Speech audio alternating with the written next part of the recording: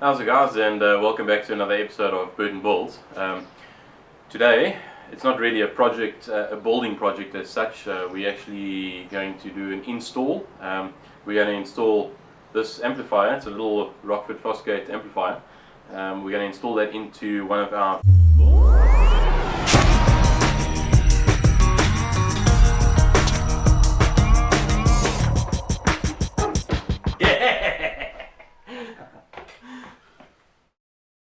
We're going to install this amplifier. It's a little Rockford Fosgate amplifier.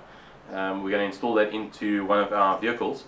There was another video that I made where we unboxed this little unit, and I told you a little bit about it. So if you missed that, kind of just look a video or two back. It should be there. If you're not really that interested, then maybe wait for the next video to come out. So let's get started.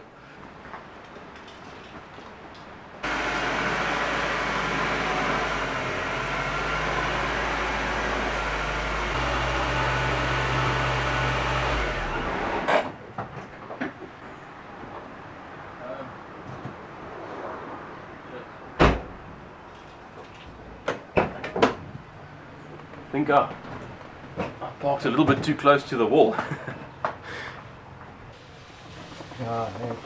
This is the car that we're going to be installing the amp in. One thing to remember is, it's actually very important, is before you're doing any electrical installations in any vehicle, or generally in anything really, but in any vehicle, disconnect the battery. Actually, I say that with just maybe I should take that back. This is an old car, there's not many electronics on it, so we'll definitely disconnect the battery in this. If you've got a brand new BMW or Mercedes or something, disconnecting the battery might not be such a great idea, because then you might have to put a code into your radio, or something might go wrong with electronics. But if it's one of those new cars, you probably shouldn't be working on it in your garage anyway. So keep that in mind, but for this car we're going to disconnect the battery. It's good practice when disconnecting a battery to disconnect the negative terminal first. So there we go, it's off and completely disconnected. Okay, this is where some of the install is going to happen. There's the old amplifier that was replaced. It's an old one that we had lying around. It's done its job for a couple of years. It's now starting to give problems. So we're probably going to change the location of the amp. I don't know if it's really a good thing to have an amplifier running upside down. Well, not these car amplifiers. I don't know. If any of you know, just let me know. Write it in the comments. And we're probably going to remove that amplifier and the sub. Hang on, let me go get the sub. 12-inch Kenwood sub. It's nothing special really. In a old box. It still works though. But that's going to go in the corner of the boot. Luckily it doesn't take up too much space. We're going to remove that amp, and then the little Rockford amp, that's a very small one that I was showing you earlier, we're going to install that somewhere in the front of the car, so maybe under one of the seats, or if there's some space underneath the dashboard. Hopefully there's some space lower down. We don't want to install it too high underneath the dashboard, because I think it gets quite warm right under the dash. These are the old 6x9s. I see they also Kenwood 6x9s. What is it? KFC. It's KFC. KFC bucket of chips, bro. South African style. Also made in China. Yeah. But they'll do for now. I think at a later stage maybe we'll put a set of Rockfords in or something like that, but not now.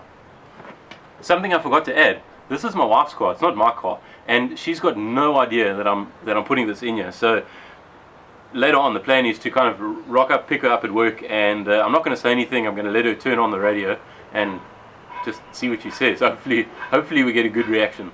I'll try and get it on video.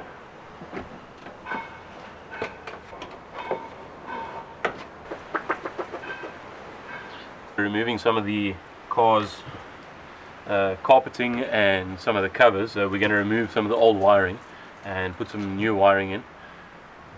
Also, this old amp was in the back, so we don't really need all the wiring running all the way to the back.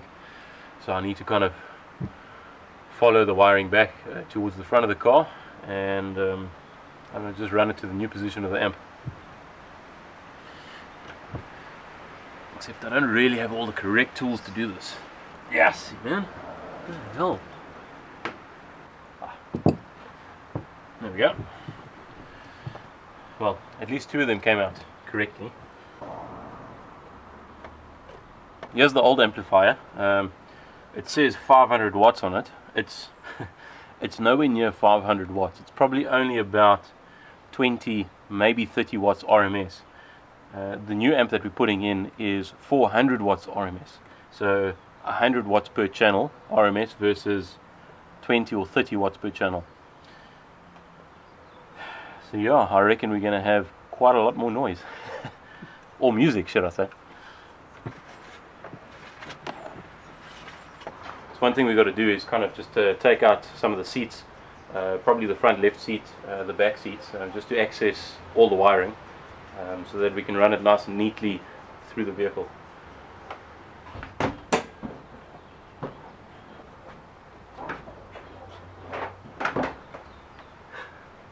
I see these wires, it's from the head unit, they're actually running on the other side of the car, so I'm going to have to completely pull those out and then run them along the left hand side or the passenger side of the car, just so that they all go to the amplifier together. Taking the front seat out, I think it's going to be easier to work if the seat is out of the way.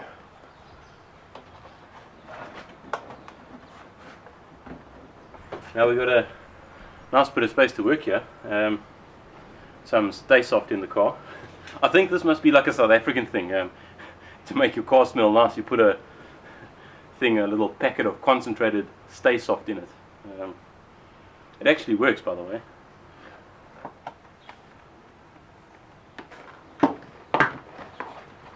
We're taking all of these covers off to gain access to kind of the little plastic channels that all the wiring runs in.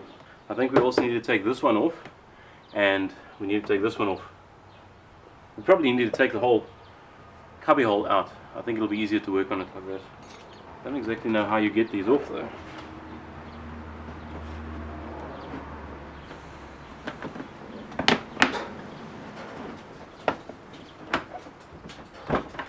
Oh, just like that. Ah.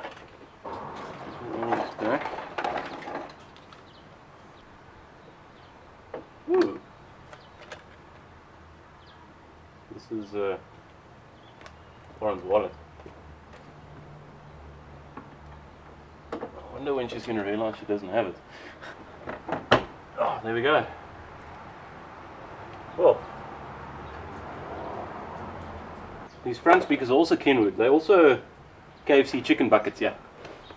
It must have been a whole set, sort of a matching set that was put into the car, I don't know, way back in the 1980s. There's absolutely no space here, so I don't think the amp is going to go over here. We're probably looking at it going underneath the seat, or maybe along this sort of bottom area over here. I mean, the amplifiers, let me just go get it quickly. It's quite small. So maybe what we can do is just install it over here, or maybe somewhere over there. Not too happy about this position because kind of your feet go into the bottom of the footwell, and I don't really want people kicking this thing. I wonder if you can mount this upside down. Yeah. If we could mount this upside down over here, I think that might work. Then at least we've still got access to our controls. I think I'll have to consult the installation guide. It's probably the better thing to do. Yeah, shit. So far, I've got all the dash apart and I've removed the radio. I wanted to just check if there was any space behind the radio or behind the center console to mount the amp, but there's absolutely nothing in this car. And I think what makes it worse is because the car's got air conditioning, so the evaporator kind of unit, it sits behind the cubbyhole. Normally if the car doesn't have air conditioning, then there's a lot of space behind there, but this one does, so we're pretty much left with only one place to mount the amp. We're going to mount the amplifier right over there. I put the seat back in. I did check that it does clear, so there's a lot of ventilation all around the amp. If you move the seat all the way backwards, your feet don't hit it if you bring them back, and also if you move the seat all the way forwards, kind of the fronts of your shoes don't press up against the amp. So that's going to work. What we are going to do though is we're going to take this piece of aluminium, we're going to take this piece of aluminium and we're probably going to cut it in half, and then we're going to mount it right over there. So the piece of aluminium will be kind of in that position, and then the amplifier will be mounted like that in the center of that piece of aluminium. So it gives us a little bit of clearance on the front and a little bit of clearance on the back, and it also raises it off the car's floor, and then any excess cables can be put underneath the amp. I'm not too sure yet. I'm by no means a professional car audio installer, but I think all of our power cables are going to run down the side of the car, and then they're going to come towards the amplifier, and then from here our speaker cables will run out towards the back. Now I'm thinking the preamp kind of cabling, either thinking of bringing that down the center console or bringing it around the same places where the rest of the cabling is going, the sort of the power cables. I'm not sure. I'm keen to know what you guys think. For now, I don't know what we're going to do with that, but we're going to start mounting the amp. Our amp is now installed. We've mounted it onto our silver aluminium bracket over here. I used 6, what are these things called? I think they're called countersunk rivets. So 6 of those, and mounted them onto this little crossbar, and then mounted the amp onto the aluminium piece. So it's actually really nice and firm, definitely not going anywhere. So yeah, looking pretty good so far. Now it's just for the wiring, and what I think I'm going to do is I'm going to run most of the wiring down the side of the car, and then I'm going to loop it down and in underneath the amp, and then it's going to loop out the back and then go into this side. As for the wiring running to the back, to the sub and the 6x9s, we need to have wiring running from the amp kind of along the side of the car. I went down to one of the local cable suppliers and got these. Now this thinner one is a 4-core, it's called cab tire. It's just a 4-core wire. It's a 2.5mm square or thick, 2.5mm thick wire, and it should be more than sufficient to run 6x9s through the amp. So we're going to cut this back and we're going to join it onto our plug. And then for the amp side of things, a little bit difficult to see here. Let me see if I can just cut that off nicely. We've got a 3-core wire. This is 4mm 3-core. We're only going to use 2 of the cores for the positive and the negative of the subwoofer. The third wire will just cut off, but 4mm for that should also be sufficient. It's only running about a meter and a half to the sub. So yeah, just got to get that all connected up, and then we can move on to the boot. There's our 4 cores, 2 for the left back speaker and 2 for the right back speaker. All the ends are now stripped. We've just got to solder them together, just like that, and then we're going to use some heat shrink or shrink sleeve, shrink tube, whatever you guys want to call that stuff.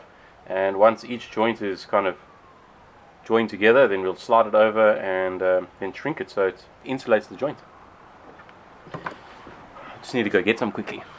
One thing you don't want to do, it's like a kind of a schoolboy error, is you want to make sure that you slide the shrink sleeve over the wire before you actually join them. More often than not, it happens where you'll think about all of this, you'll have it all there, and you'll solder it together, and then you realize, oh, I forgot to put the shrink sleeve on. So don't forget about that.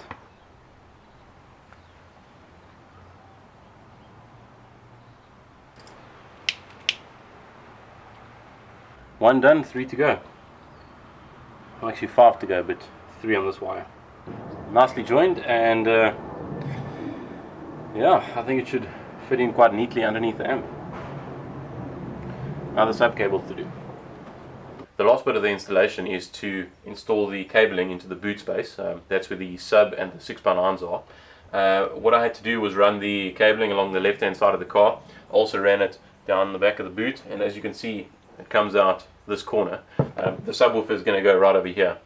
Now, here's those two cables that I was showing you earlier, the 4-core cab tire and the 2-core or the 3-core cab tire, of which we're only using 2 wires. Because this is a hatchback style of car, it doesn't have a very big boot, and it's also got a parcel shelf, which sometimes we actually want to remove out of the car when we want to transport big stuff. So I needed a quick and easy way of disconnecting the speakers. So what I decided to do was use these, I think they're called XT60 plugs. It's like, I think for RC, a lot of RC guys use them for their RC cars, helicopters, airplanes, that type of thing. I've got, oh, here we go. These are the little XT60 plugs. There you can actually see it says XT60 on, well, I don't know if you can, it says XT60 on the plug. It's a 60 amp plug, really, just a 2-pole plug. You get smaller versions, you get the 40 amp version, and I think you get like an 80 and 100 and 120 amp version, but I just had a couple of these lying around. It's got a male and a female section, so these will work really nicely to make a quick connect for the speakers. That's what I ended up putting on all of the cables. We've got the 2 for the rear speakers, the left and the right. That's these 2. That's on one cable, and then the subwoofer's also got one of these little quick connectors on, so it's really easy just to remove everything. It takes literally 30 seconds, and all of the speakers are out of the back of the car. So that was perfect. That suited us really well. So I put those on. I also put the matching sets onto the back of the speakers. So what we ended up with is our subwoofer, and it's got the male, I think this is the male section or the male side of the XT60 plug, and that'll plug straight into our wiring. So the subwoofer is going to go right over here, and I'll put the parcel shelf back in. This was the original parcel shelf with the 6x9s in that we were going to use. Now I connected all of this up, set the amp up. I also did some settings on the head unit, and listened to it for a while, and man, it actually doesn't sound that good. So remember earlier in the video where I said that at a later stage we might put some Rockford Fosgate speakers in the back here? Well, today is the day. Now, I need to tell you what's happened is the last bit of the install that we did was not on the same day that I installed the amplifier. What happened that afternoon is we were actually hosting a party at home, or just a little get-together for a couple of friends. It was my birthday, getting a little bit old now. But anyway, it was getting late in the afternoon, and man, I was just running out of time. So I ended up having to put everything back in the car, can the rest of the installation for the day, concentrate on getting everything tidied up because there was a mood of a mess here at home. So yeah, I ended up doing that, and then 3 days later I got back to the installation. That's when I connected up the sub and the speakers, listened to it, and wasn't happy. So what I ended up doing is getting rid of this. Aha! Ugh, this one's a little bit heavier, but I made this. Now, this is a new backboard, and we've got some nice 6.75 inch Rockford Fosgate punch coaxials in the back here. It's the 3-way. This thing's a bit heavy. There we go. So I ended up making a new backboard. Yeah, I think it came out really nicely. Didn't get any footage of it because I was in a rush. Now, I was lucky enough to find this vinyl, and the vinyl actually matches the same color as the plastics around the car. It's like a kind of a darkish, whatever you call this, darkish grey or whatever color that is. So that's really nice. And the bottom of the parcel shelf, I ended up just painting that black. This happens in most hatchback cars or just basic sound installations. The speakers are kind of just installed into the parcel shelf, and the back of the speaker is open. Now, I've got a problem with this because what I wasn't happy with is the sub being in the boot and the backs of the speakers being exposed. Every time that this subwoofer kind of punches out, it's going to affect the 2 speakers that are in the parcel shelf because of the air pressure. The air pressure kind of fills up the cavity, and then it also pushes the speakers. When the whatever speakers it was, 6x9s or whatever speakers you've got installed in the parcel shelf, when they are playing, they are trying to, or the amplifier is causing them to move by themselves. Now, if you've got something else trying to move that speaker, as in our sub causing air pressure to move the cone of the speaker, it's also going to degrade the sound quality. And you'll find this in most actually high-end studio setups or hi-fi setups, where each speaker is in its own little enclosure, kind of. It's so any other speaker doesn't affect that one. What I did is, building this backboard, I didn't just make a single piece of wood. I ended up making a small cavity at the back here. So this is actually hollow. I created a small cavity there and a small cavity over there. So each of these speakers kind of installs into its own little enclosure, into its own little box. I've got a dividing strip down the middle between the two. So the left is completely independent from the right, and both of these on the partial shelf are completely independent from the subwoofer. I also sealed these up, so each enclosure is completely sealed. It's also got some isotherm in it, that just helps out with a bit of the frequency control. Decided to do that, and I'm actually really happy with the sound that's coming out of this now. I'm running these two off of the amplifier, same with the sub, also running that off of the amplifier. I would say it came out pretty well. What I also did is I put some speakers yes, I just kind of went the whole way. The front of the car also had two little 4-inch Kenwood speakers. Also it was part of that matching set, and I ended up just buying also two 4-inch Rockford Fosgate two-way coaxials. Installed two new speakers in the front panels. Pretty much got Rockford sound throughout the car now, except for the sub, but I will replace that at some stage. So I'm really happy with the way the sound has come out now. It did cost a little bit more than what I thought it was going to, but it's going to be worth the cost and the effort in the long run. Now, also something else that I didn't manage to do is I didn't manage to capture my wife's expression when we switched on all of the sound, and it was a whole lot better and there was a whole lot more. Sorry for that, I didn't get around to it, but it was good nonetheless. If you liked the video, please hit the little thumbs up button. If you have any comments, please leave them in the comment section below. And if you haven't subscribed yet, please subscribe. It just keeps me going with all of these videos. Otherwise, keep well guys, and we'll see you next time. Cheers.